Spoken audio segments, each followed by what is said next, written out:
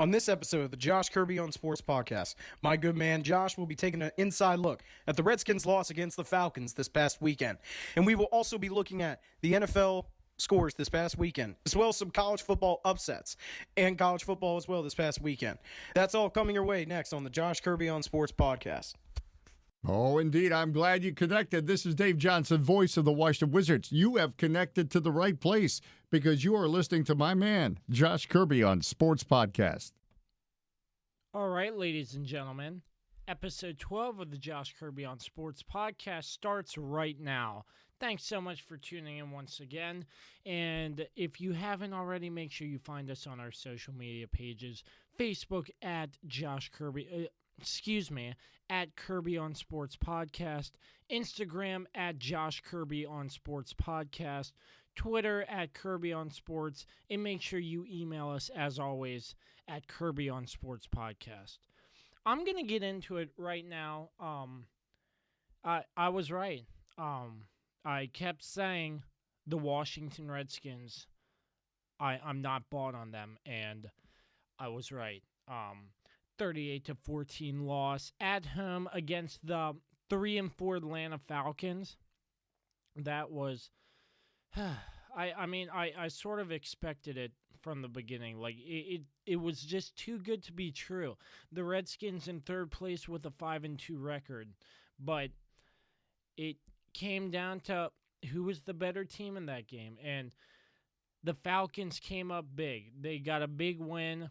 They're 500 on the year now, and luckily the Redskins are still in first place. I find that hard to believe, but, you know, the NFC East is a terrible division to be in right now. Like the Cowboys, they're 3-5. But how about that Monday night loss? Eagles, I believe they're 500, but let's just take a look here. Some stats for you.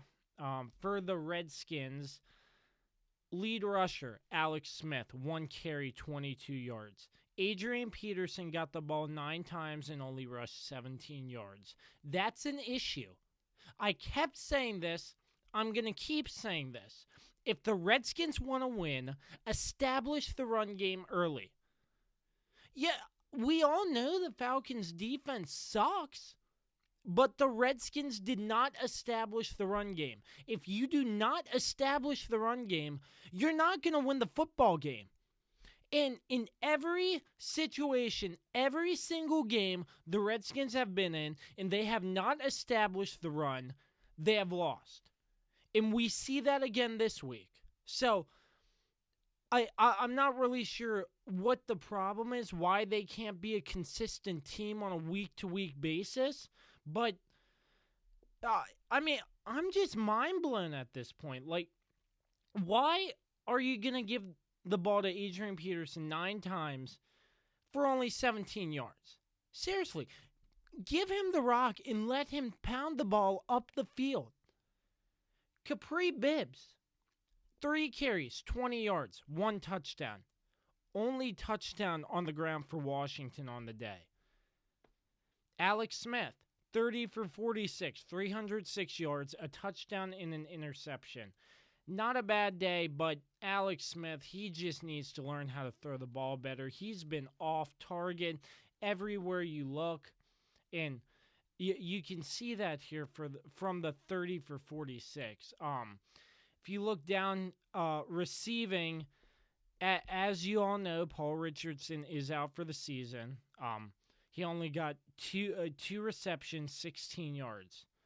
So, Richardson, I don't even know at this point. But Doxson, only touchdown scored in the air for Washington. 3 receptions, 31 yards. Lead receiver that game was Mo Harris. Mo Harris is starting to become a better wide receiver for the Washington Redskins for them in the absence of Paul Richardson. Vernon Davis, he's doing pretty good. Jordan Reed is putting up numbers. So, pretty good on the receiving side. I can't really complain. Paul Richardson, he's got to do what he's got to do with his, I believe it was a shoulder injury. They just said he's out for the season. He just needed to take care of that surgery. That's what I heard on the news. But anyways, some other stats. The defense sucked. They sucked. If you didn't hear me the first two times, the Washington Redskins defense against the Atlanta Falcons sucked.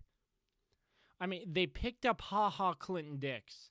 But like, yeah, I don't really, his name wasn't really called a lot, you know? Like, granted, he was in a new system for the first time. It says on here 7 total tackles, 5 solo tackles, and yeah, that's it. He had 7 total tackles that game, along with Matt Ioannidis up there with 7. But when I watched the game, I didn't really see Clinton Dix in the backfield try to make a play on the ball or anything. But anyways, the Redskins defense did not play well. They got burned left and right. Julio Jones, his first touchdown pass off a bubble screen. We got burned on that. That was pretty terrible. I saw that and I was like, wow. Why? Like, seriously, why can't you? You're just getting burned. You're making the defense look terrible. And Josh Norman, I forget what receiver this is, but Matt Ryan threw a pretty high lob to, I believe it was Julio Jones. I could be wrong. It's been a little while, but anyways, Josh Norman blatantly tackles him from behind, pulls him down both shoulders for a pass interference. Like, seriously, that is crazy. Why would you do that? Like, seriously, play the ball, but just don't go for a blatant penalty just so he doesn't catch a touchdown. Seriously, Josh Norman is probably the worst safety for the Redskins. I do not like him at all. I hate him. He is cocky, and he just doesn't do a lot. He's just like Odell Beckham. He wants to run his mouth. But the thing about Odell Beckham, he's better than Josh Norman. I'll tell you that right now. Odell Beckham is better than Josh Norman.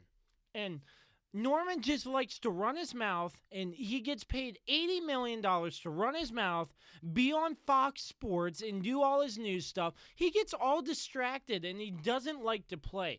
DJ Swearinger should be out there in place of Josh Norman.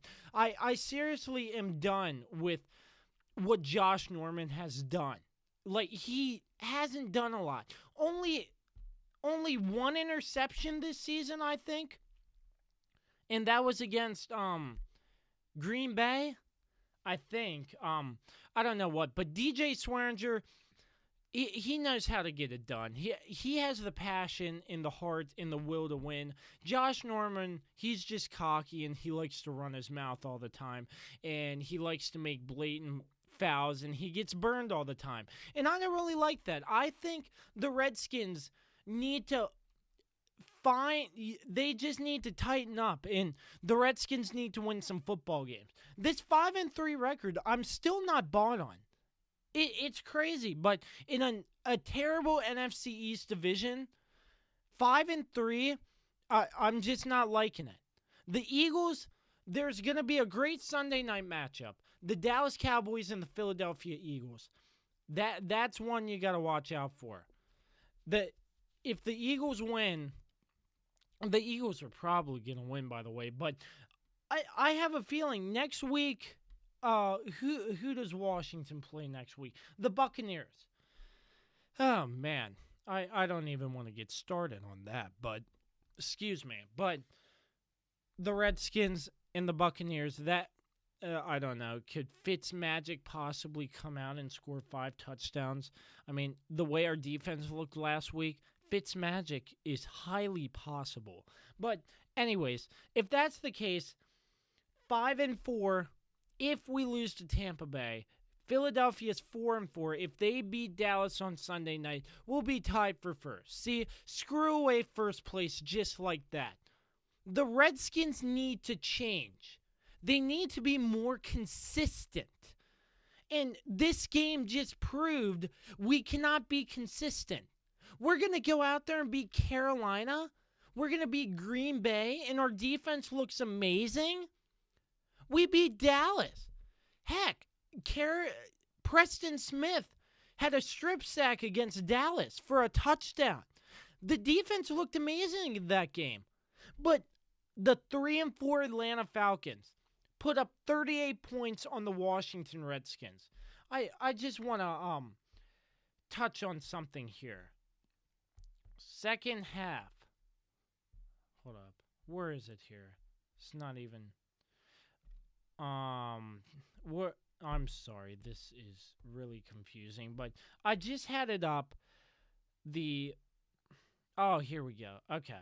So, the Redskins, the second half, finally, they score a touchdown in the second half, interception, punt. Like, their second half is still terrible. And I saw a stat on the television as well. The Redskins win when they have the lead, when they keep the lead, like if they score first and they have the lead. But if they're down, they're losing. Like, I saw that. I was like, wow, what a stat. But anyways, I'm just speechless for words here. That was my Redskins rant. But let's look at some numbers here. Matt Ryan, 4 touchdowns. 4 passing touchdowns. Julio Jones, Calvin Ridley, and Tevin Coleman. 4 against the defense. Yes, the defense got burned, and the numbers don't lie. 26 for 38, 350 yards, 4 touchdowns, and only 1 interception. And that was Quentin Dunbar who made that interception. But, I mean, that was obviously a bad read on Matt Ryan because the receiver did not turn around. Lucky, if I'd say. Atlanta's defense, all right, KZ with their only interception. Like, in Washington's receivers, that's how KZ got that interception. They can't hold on to the ball. Seriously, hold on to the ball. I think that was Josh Doxson. He's been a little bit better, but he needs to learn how to hold on to the football. It's crazy. Tevin Coleman, lead rusher in that game, 13 carries, 88 yards. And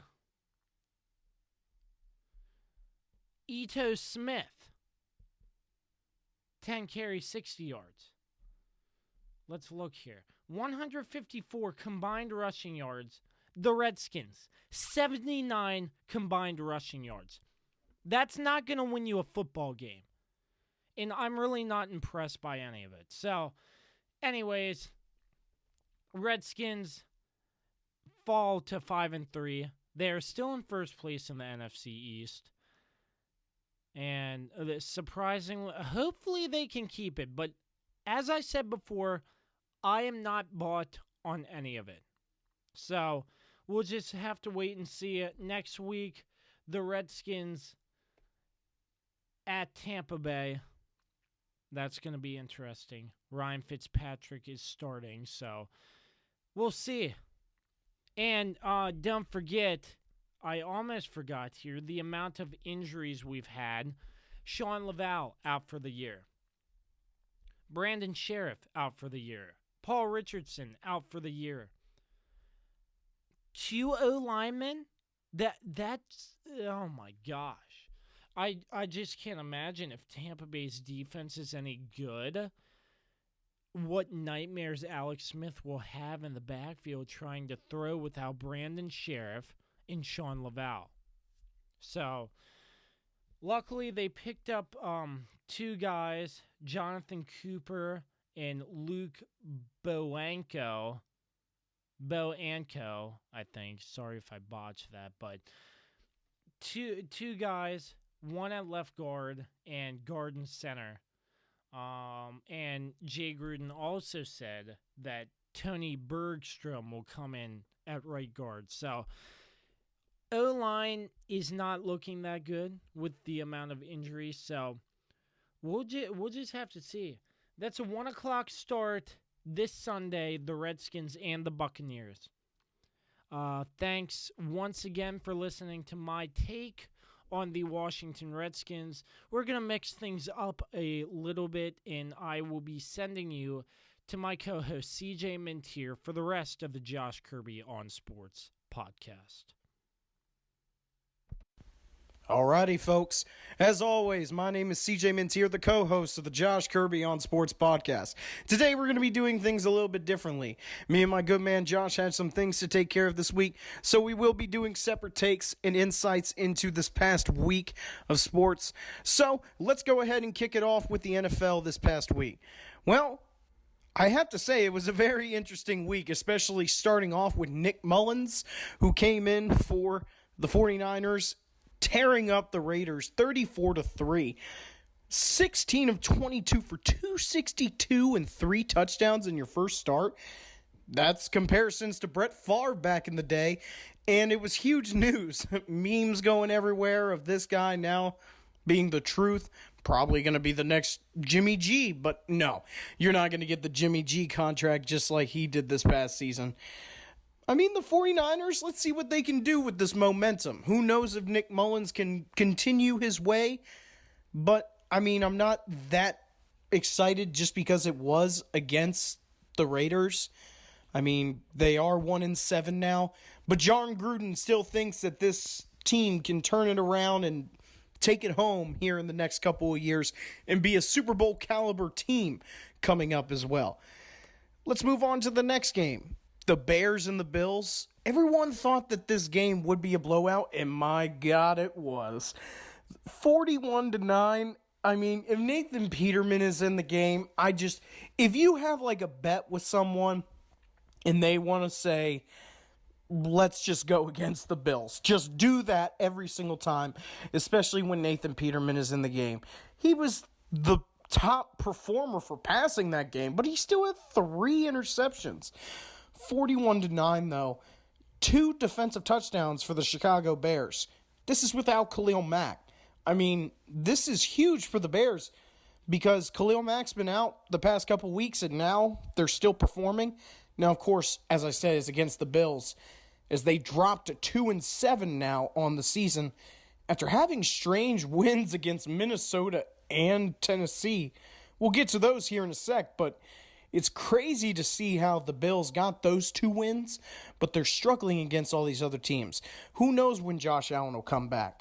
But we'll have to see as the Bears move on to 5-3 now, and they may as well just get Khalil Mack pushing into the latter half of this season. You know, interim head coaches are such a huge thing in the NFL. Lots of people seem to believe that the interim head coaches will come in and do a great job. Well, guess what, people? We're talking about the Browns right now, and the Browns did not do well against the top team in the AFC, the Kansas City Chiefs.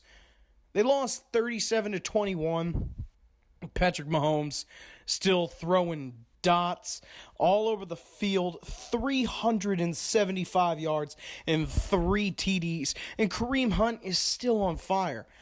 I know that Patrick Mahomes is a lot of people's MVP right now. He's not my MVP. We will get to that here in a sec. But in my opinion, he's just not my MVP. But as I said, we'll get to that later. But the Chiefs are still a very good team. They're a very dominant team right now. And with everything that happened to the Browns this past week with Hugh Jackson and Todd Haley being let go, this wasn't the best game to get ready for, especially against the top team in the AFC North, in the AFC West, and the AFC in general. So we'll just have to see what the Browns can do. Hopefully they won't screw this season down the drain, and they will hopefully find a very reliable head coach to come in and at least take over the program. But we'll have to see. And the Chiefs, they're going to keep on rolling. Can't wait to see what they do against LA coming up here in a couple of weeks. They're going to play the Rams coming up here. We'll have to see what they can do because that'll be a very good game. I already know my good man Josh over this past weekend was not very happy. The Redskins fell to the Falcons 38-14. My goodness. After the Redskins start out 5-2, I'm not surprised Josh is upset. You start out 5-2 and you lose to a 3-4 team, and a 3-4 team that's been struggling for that matter.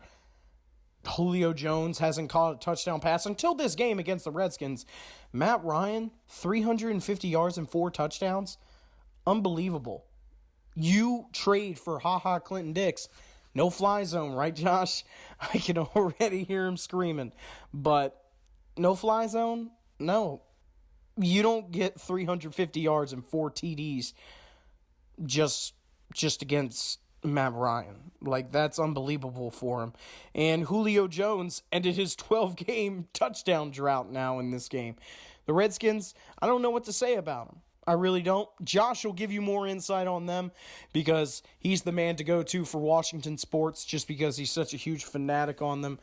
But the Redskins, they'll just have to keep pushing through this season. But as Josh always says, you can't trust the Redskins because this is the type of game that they could eventually have, and they did against the Falcons. This past Sunday, I had the honor and privilege to work the Baltimore Ravens versus Pittsburgh Steelers game. I was on the sideline for my favorite team, the Pittsburgh Steelers, working with the Microsoft tablets, handing them out to players and tying up loose ends with coaches, making sure that they have everything, making sure that they're all set to go for the game. And it was awesome. I got to see my Steelers come out with the win, and a very convincing win too, especially after the way that Joe Flacco talked about the Steelers' defense. I mean, if you don't know anything about this, Joe Flacco came out and said that the Steelers' defense, he felt really good and easy against them. Like, he felt like he could have thrown for 500 yards against them, that they were very easy to throw against. And, well, the Steelers, they weren't too happy about that. They weren't very happy, and they came out and said, okay, we'll see how you do against us in this game. And they did. I mean, when you look at what the Steelers did, they held them to, I believe it was 240 yards of offense. It was something crazy. And then the Steelers had almost 400 yards of total offense. Yeah, 265 yards of total offense. It was, the Steelers' defense was the difference in this game. No turnovers, no nothing. Time of possession, the Steelers held on to it. After they came out in the third quarter, they held the ball for 8 minutes. 8 minutes. That's unbelievable. You held on to the ball for 8 minutes.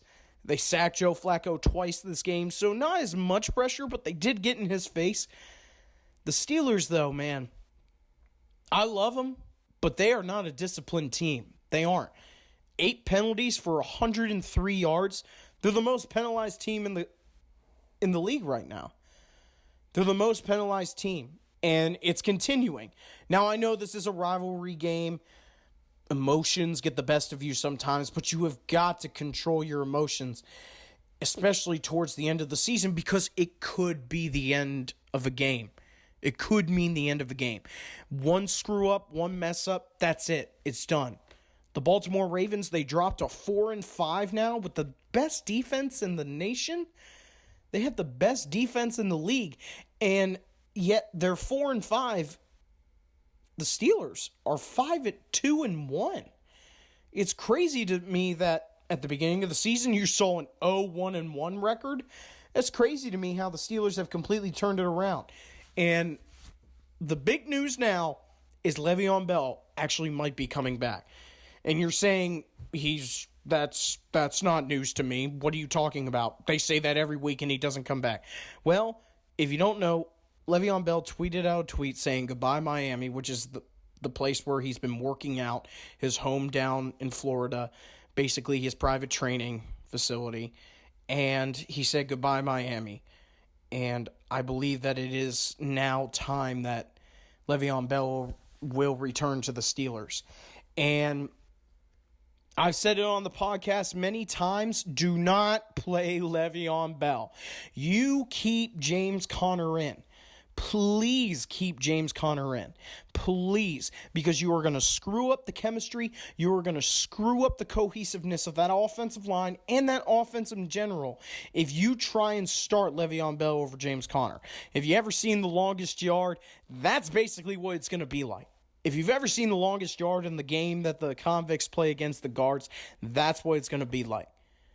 Now, of course, they're going to still try and win football games, but the fact that you're putting Le'Veon Bell just ahead of James Conner after everything that he's done for you this season, that's unbelievable. Why would you do that? And I've said it many times. He is an inspiration to that team.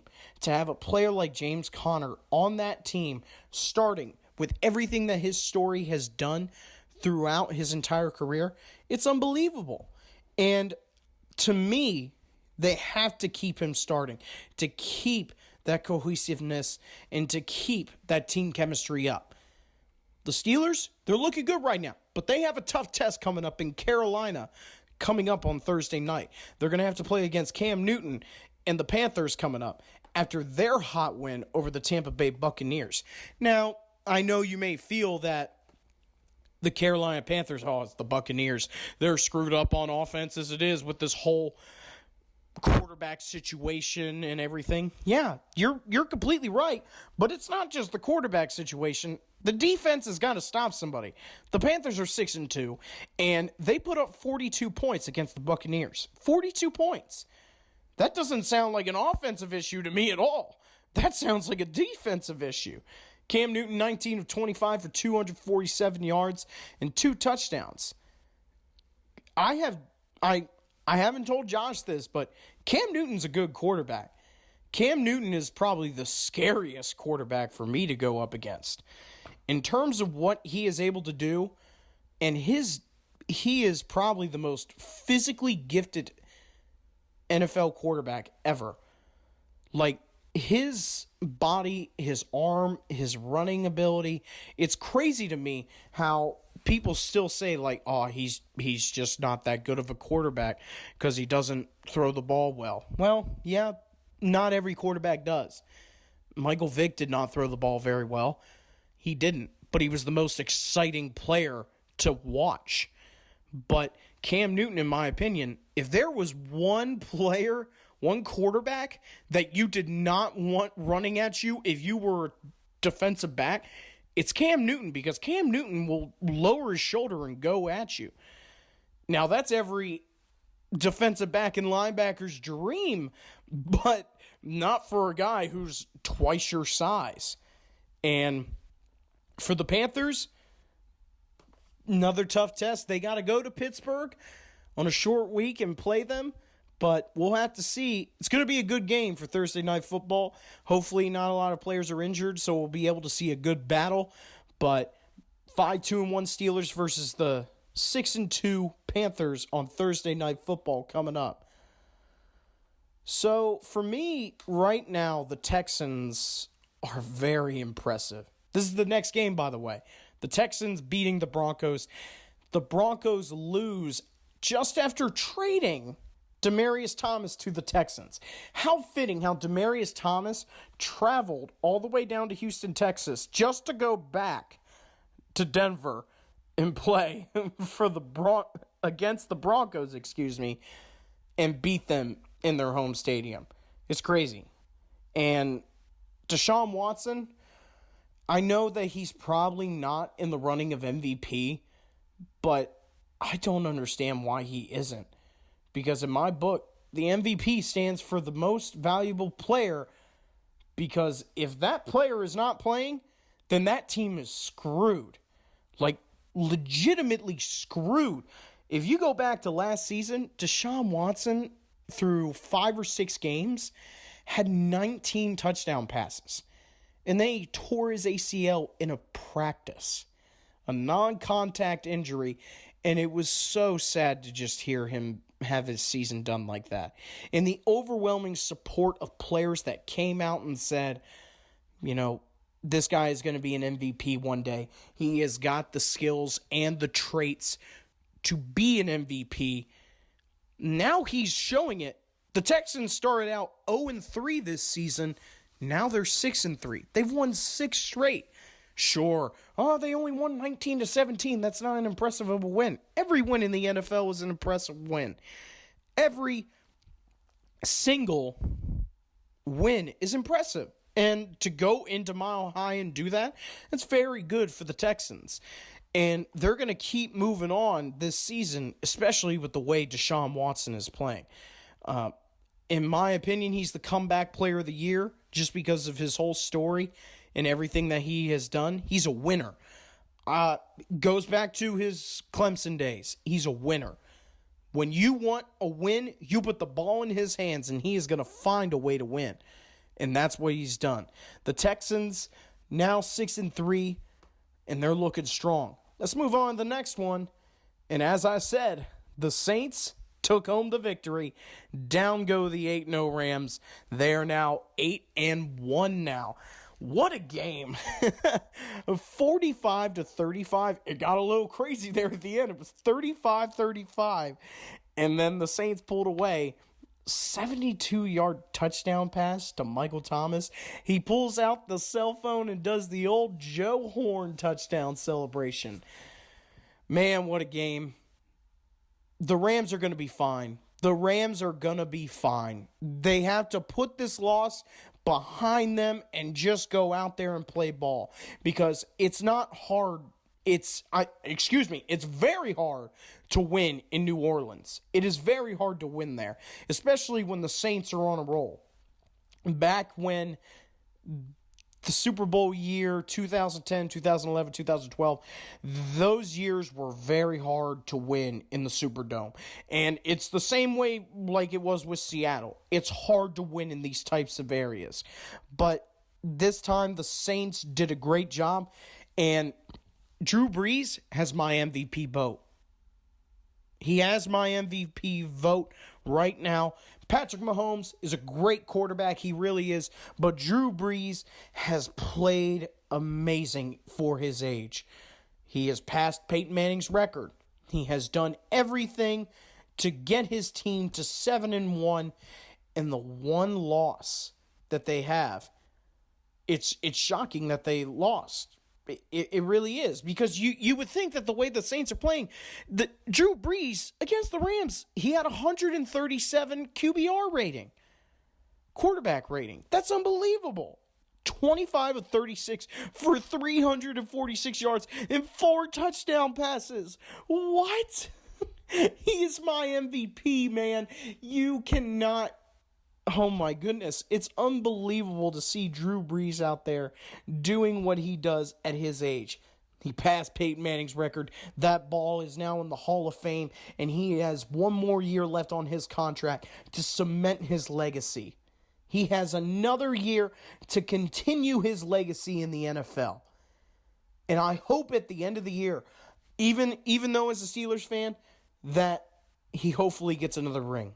I hope he does, because then who's to say that Drew Brees is not number 2 behind Tom Brady? Now, I still think that Tom Brady is the greatest. He always is and always will be. But in my opinion, Drew Brees is number 2. Right now, as of now, Drew Brees, he has one less ring than Peyton Manning. But he has broken all of Peyton Manning's records. He just has one more to break, and that's the passing touchdowns record. That's it. That's all he has left to break every single thing from Peyton Manning. That's all he has left. I do believe after this season and the next one, he could easily break it, and he will cement his legacy. And that's why I believe that Drew Brees is my MVP vote right now at the midway point of this season. So, the Saints, they move on to 7-1. The Rams, 8-1. Keep doing what you're doing. Sean McVay is a great coach. He will tell them, put this loss behind us and let's move on. We are the dominant team in LA right now, and it doesn't matter. We have 1,700 other teams in LA, but we are the best one in LA. We are 8-1, and we are not going to stop. And we have to keep moving because we have to keep our eyes on the prize. So, congratulations to the Saints. Keep doing what you're doing. Same thing to the Rams. Sean McVay will keep that team on their toes and keep them focused. The Sunday night game was the battle of the greats, right? The Sunday Night Football promo on Twitter, Michael Jordan coming out and saying, the best way to settle this is head-to-head. They have the titles, the wins. They both wear the same jerseys, but the best way to settle is head-to-head. Well, guess what? They did. And Tom Brady won. 22 of 35 for 294 yards and a touchdown. That's pretty good numbers. I mean, Aaron Rodgers, 24 of 43 for 259 yards and 2 touchdowns with an 89 quarterback rating, as well as Tom Brady with a 99 quarterback rating. This was a game that you knew would be high scoring, but I thought it would be more high scoring considering that both defenses aren't very good. They just aren't. Even New England's defense is not very good, but they got the job done, especially on the turnovers. Patriots won the turnover ratio. They only turned the ball over one time, the Green Bay Packers, but that's still winning the turnover ratio for the Patriots. New England now goes to 7-2. Wow.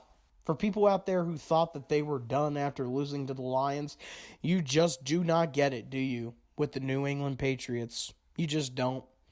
You just really don't understand that Bill Belichick and Tom Brady know how to get things done to win and to go back to the playoffs every single year.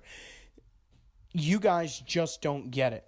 Green Bay, they dropped to 3-4-1. And the biggest stat, they're 0-4 on the road. They have not won a game outside of Lambeau Field. What does that tell you?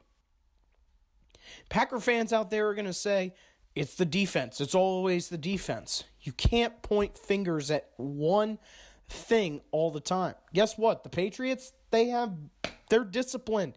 They're a good team. They stay focused on all three phases of the ball. And right now, the New England Patriots, they don't care that they lost to Jacksonville or Detroit. Jacksonville cares that they beat New England because that's one of their only wins this season. And they're struggling. As I said before, they won the Super Bowl technically after they beat New England, so they don't have to worry about anything. While New England's smiling and going, we're 5-0 at home and we're 7-2. So go ahead and enjoy your one win against us. The Patriots move on to 7-2, and they're looking strong, pushing into the playoffs. They just are. I can already see them clinching the division here very soon, very shortly, easily for them. The Monday night NFL game. Boy, oh boy, I know my man Josh is very happy. He is always happy to see the Dallas Cowboys lose. And if any NFC East team other than, of course, the Washington Redskins. But the Cowboys, they lost 28-14 against Marcus Mariota and the Tennessee Titans, who are now 4-4 on the season. And the Cowboys now dropped to 3-5. This was Dallas's first loss on Monday Night Football at home since the 2014 season. This is their first loss since then. Dak Prescott played very well. 21 of 31 for 243 yards and 2 touchdowns, but an interception. Mariota, though, 21 of 29 for 240 yards, 2 touchdowns, and a 119.9 quarterback rating. He also had 10 carries for 32 yards and a touchdown. Dak Prescott, 2 carries, 11 yards. But Mariota, I don't understand. I've said it before. The Tennessee Titans just really are a weird team because they lost to Buffalo.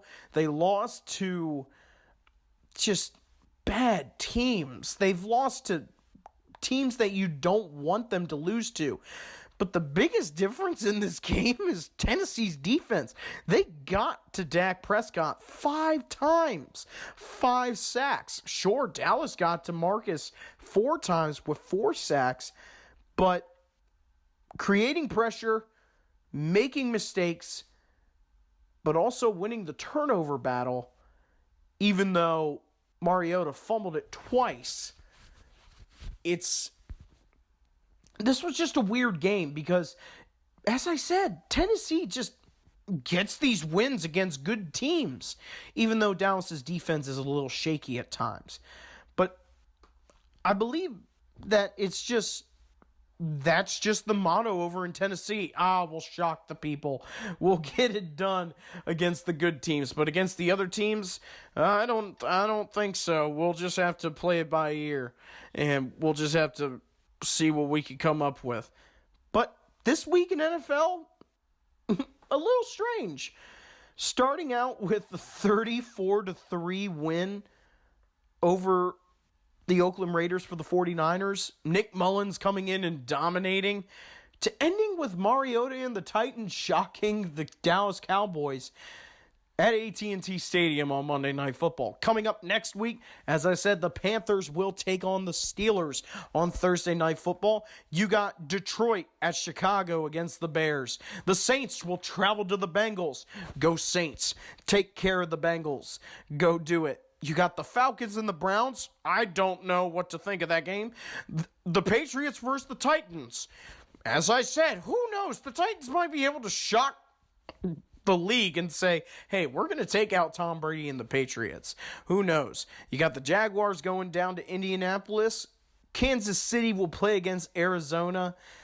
Buffalo and the New York Jets will play. The Redskins will go down to Tampa Bay and play the Buccaneers. Josh will probably be excited for that one. The Chargers versus the Raiders, as well as the Dolphins versus the Packers, the Seahawks and Rams. So LA has a bounce-back game against Seattle coming up this week in LA. And on Sunday Night Football, it's back to Philly against the Cowboys. And on Monday Night Football, you got the 49ers and the Giants. Can Nick Mullins have 2 great weeks in a row? Who knows? You'll find that out next week. Now, switching on over to college football this past weekend, a little bit more disappointed now, considering that both my teams did not win. My mom's alma mater, Penn State, got their butts whooped against the Michigan Wolverines, and my James Madison Dukes did not get the job done up in New Hampshire, losing 35-24. They lost to a 3-6 team up in New Hampshire. It's a little shocking. Well, actually, it's not very shocking considering the offense that we run on the team. As I said, I was at the Stony Brook game, and the offense was just pitiful. But our defense is so stout that we were able to hold their bad offense to a minimum. But this time, Trevor Knight for the New Hampshire Wildcats came back, and he had a 75-yard touchdown run. Our Dukes threw 4 interceptions, fumbled the ball. They just made so many mistakes that you cannot do to win a football game. Just because they are 2-5 does not mean that they are going to just lay over and say, all right, go ahead, win. We don't care. Just win, please. We don't care. No, and the Dukes lost. They now moved to 6-3, and now their chances at the CAA title for a 4th year in a row are really diminished now. They're 4-2 in the division, and it just does not look good for the Dukes. But we'll have to see what happens towards the end of the season because they have 2 more games against Rhode Island and Towson to finish off the season. As I said, Penn State, they were playing a very good Michigan team. Chase Winnick and those boys on the defensive side of the ball for the Wolverines, they know how to get it done. Trace McSorley is a great quarterback. He is. He really is. He's a great player. He's a winner. And he does a lot of great things for that Penn State offense. But when you're going up against a team defense that is unstoppable, one man can't do it all. He just can't. And they lost 42-7. Shea Patterson only threw the ball 17 times that game.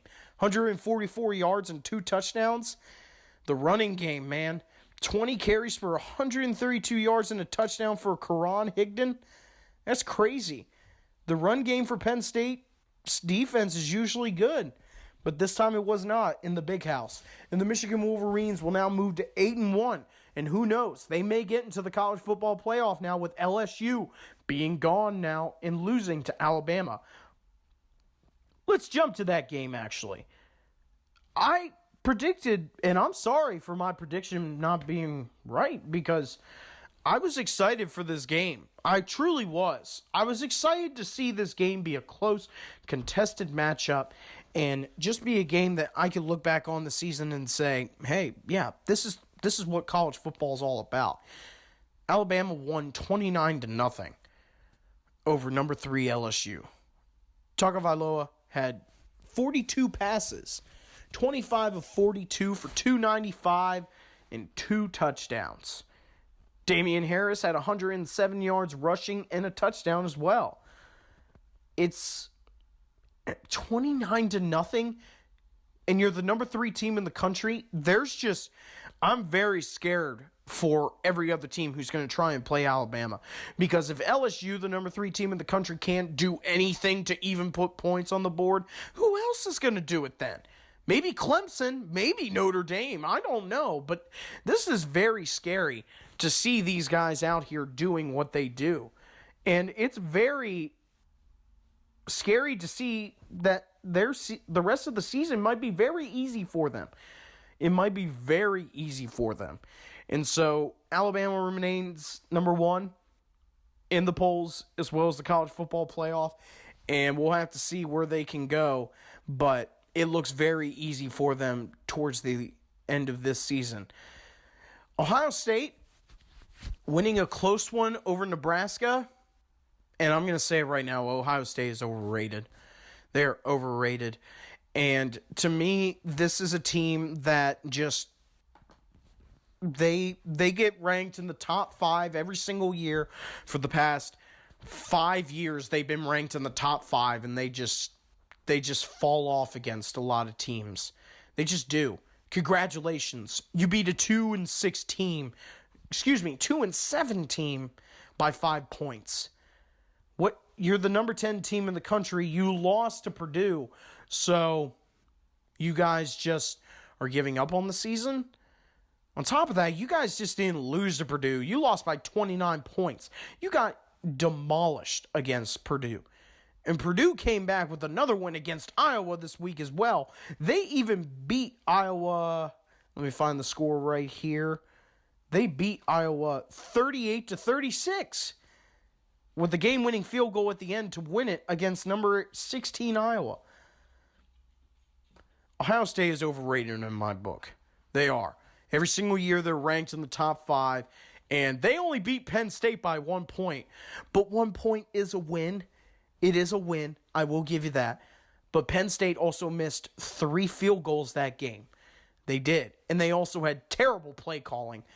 They had terrible play calling that game, which costed them the game. But I digress. The number 10 team in the country moves up to 8-1 and 5-1 in the Big Ten at number 10, and we'll have to see if they'll raise in the rankings this upcoming week. Boston College looking like a very solid team this year. 7-2 now. They beat Virginia Tech, which many teams have done this year. Virginia Tech now falls to 4-4. Number 22 Boston College beating them 31-21. And Boston College, their defense is very good. I mean, Boston College has brought out great players in the NFL. Let's not forget, Luke Kuechly, the captain of the Carolina Panthers defense, is a Boston College graduate. So, a lot of these scores are showing that just great football by the ranked teams as well. Another upset, Arizona State taking out number 15 Utah. Number 15 Utah goes down to 6-3, and Arizona State moves up to 5-4 now. 38-20. My goodness. Tyler Huntley threw 2 picks. A 46.1 QBR rating. That's unbelievable. You beat the Utah Utes. Arizona State is another kryptonite of the college football of college football, excuse me. They are another kryptonite team. They're now 5-4 and 3-3 in their conference, but taking down a ranked opponent is going to help you guys out because they only need to win one more win. They only need to win one more game to be eligible for a bowl game. So we'll have to see what Arizona State can do. So this past week, not too much on the college football side. Lots of dominant victories by teams this past week. UCF still remains unbeaten. And this will be the last story that we talk about here on the podcast.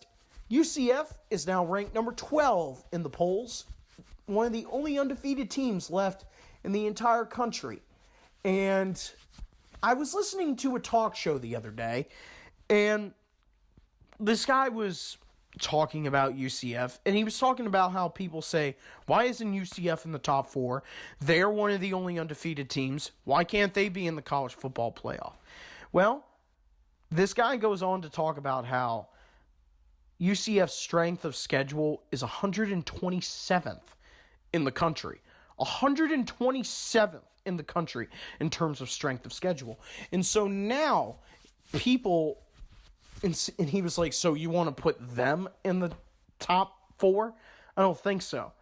Because then he went on to say, an FCS team by the name of North Dakota State, if you've ever heard of them, won 6 national championships in the past 7 years, including beating my James Madison Dukes in the national title game this past season. Of course, we were the one team to beat them to go to the national championship, ending their reign of terror after their 5-peat. But their strength of schedule, 128th. 128th. UCF's 127th. They are only one strength of schedule higher than an FCS school. That speaks volumes about what UCF's schedule is. Doesn't matter that they're undefeated. It doesn't matter. They have not played any good teams this season. This win that they had against Temple, they won 52-40. Temple was the only team that had a winning record on their schedule at the time. Not very good for UCF in a valid points in trying to get them into the college football playoff. So it doesn't seem likely that they will this year.